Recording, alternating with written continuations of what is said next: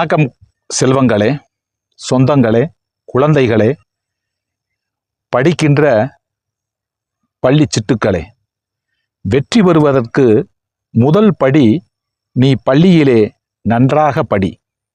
நீ நன்றாக படிக்கின்ற ஒவ்வொரு நாளும் உனது வெற்றியினுடைய படியாக அமைகிறது. நீ புரட்டிப்பார், அது காகிதம் அல்ல, வாழ்க்கைக்கு ஆயுதம். நீ புரட்டி படித்து கொண்டிருப்பது காகிதம் அல்ல, எதிர்கால வாழ்க்கைக்கு தேவையான ஆயுதம் என்பதை மறந்து விடாதே. எல்லா இடங்களிலும் உன்னுடைய லட்சியம், உன்னுடைய கடமை நிறைவேற வேண்டுமென்றால் நீ கண்ணும் கருத்துமாக கல்வியை படிக்க வேண்டும்.